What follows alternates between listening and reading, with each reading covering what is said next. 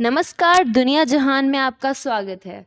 मैं हूं चाहत गोयल। आज हम बात करते हैं ब्रिटिश प्रधानमंत्री बोरिस जॉनसन को लगे झटके की, नेपाल के अमेरिका के साथ हुए करार पर उठे विवाद की और जानने की कोशिश करेंगे कि श्रीलंका के पीएम के किस बयान ने लोगों को अंदर तक हिला कर रख दिया।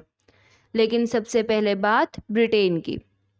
महंगाई और रेल हड़ताल से जूझ रहे ब्रिटिश प्रधानमंत्री बोरिस जॉनसन को अब सियासी मोर्चे पर तगड़ा झटका लगा है। कुछ ही समय पहले जॉनसन जद्दोजहद के बाद अपनी कंजर्वेटिव पार्टी के भीतर दोबारा विश्वास मत जीतने में सफल रहे थे। अब दो उपचुनावों में पार्टी की हार से उनके नेतृत्व पर फिर से सवाल उठने लगे हैं। उपचुनावों में हार के बाद कंजर्वेटिव पार्टी के अध्यक्ष ओलिवर डोवडेन ने इस्तीफा दे दिया है। इससे जॉनसन पर दबाव और बढ़ गया है। गुरुवार को संसदीय उपचुनाव वेकफील्ड और टिवर्टन होइंटन चुनाव क्षेत्रों में हुए। इनमें वेकफील्ड में विपक्षी लेबर पार्टी विजय रही, जबकि टिवर्टन होइंटन की सीट लिबरल डेमोक्रेटिक पार्टी ने जीती। इनमें खासकर टिवर्टन होइंटन सीट पर हार से कंजर्वेटिव पार्टी हिल गई है। ये सीट एक सदी से भी ज़्यादा समय से कंजर्वेटिव पार्टी के पास थी। राजनीतिक विश्लेषकों ने यहां पार्टी की हार को उपचुनावों के दौरान हुआ सबसे बड़ा उलटफेर बताया है। इस सीट पर लिबरल डेमोक्रेटिक पार्टी के रिचर्ड फोर्ड ने कंजर्वेटिव पार्टी की हेलन हरफोर्ड को 6,144 वोटों से हराया। प्रधानमंत्री जॉनसन इस समय रुवांडा की यात्रा पर गए हैं। वहां से वे G7 की शिखर बैठक में हिस्सा लेने जर्मनी जाएंगे। फिर नाटो यानी कि नॉर्थ अटलांटिक ट्रीटी ऑर्गेनाइजेशन की बैठक में हिस्सा लेने के लिए वे स्पेन जाएंगे। इस तरह वे अगला पूरा हफ्ता देश से बाहर रहेंगे।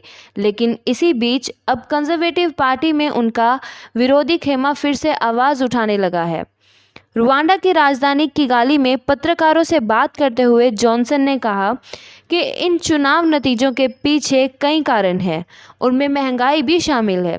उन्होंने कहा, हमें स्वीकार करना होगा कि हमें और भी ज़्यादा काम करने की ज़रूरत है और निश्चित रूप से हम ऐसा करेंगे।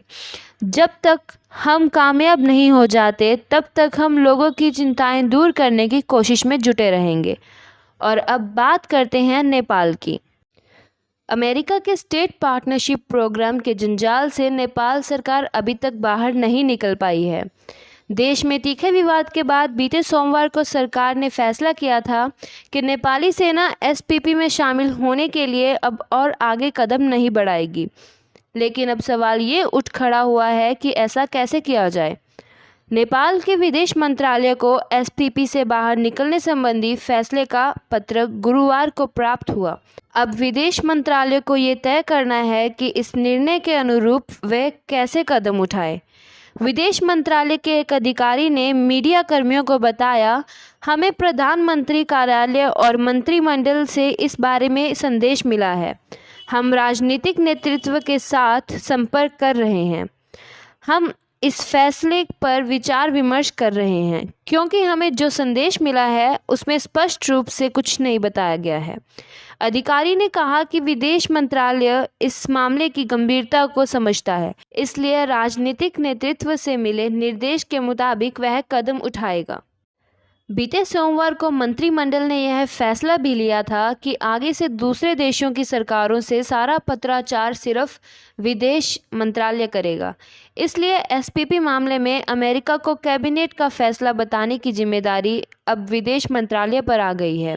इस बीच काठमांडू के राजनीतिक हलकों में यह चर्चा तेज हो गई है कि कैबिनेट के इस फैसले से अमेरिका नाराज़ है।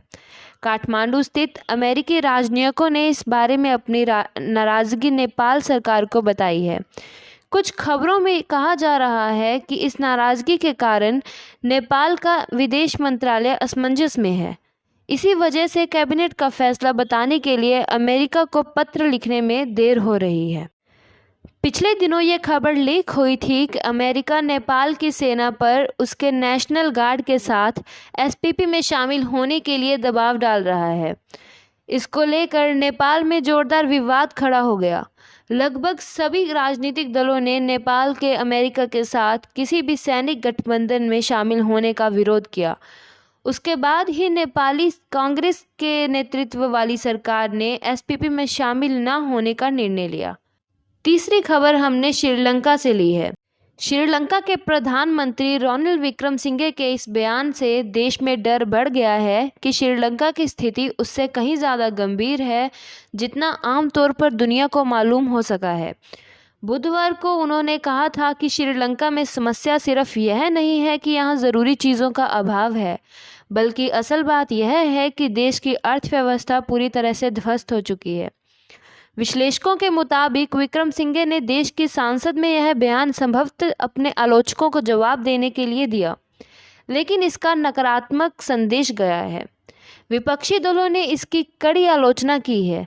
विशेषज्ञों का कहना है कि विक्रमसिंघे अपनी जिम्मेदारी स्वीकार करने के बजाय लोगों की अपेक्षाएं गिरा देना चाहते हैं ताकि दिक्कतों को दूर कर पाने की उनकी नाकामी पर सवाल न खड़े हो सके। विपक्षी दलों ने हाल में विक्रमसिंघे सरकार पर हमले तेज कर दिए हैं। इस हफ्ते 2 मुख्य विपक्षी दल लगातार संसद की कार्यवाही का बहिष्कार कर रहे हैं। उनका आरोप है कि विक्रमसिंघे सरकार के सत्ता में आए लगभग 1.25 महीने गुजर चुके हैं, लेकिन वह स्थिति को तनिक भी सुधार पाने में विफल रहे हैं। अब विक्रमसिंघे ने कहा है कि उन्हें विरासत में ध्वस्त अर्थव्यवस्था मिली, इसलिए उनसे तुरंत सुधार की उम्मीद नहीं रखी जानी चाहिए। फिलहाल दुनिया जहान में इतना ही। बने रहिए सात रंग न्यूज़ के साथ। नमस्कार।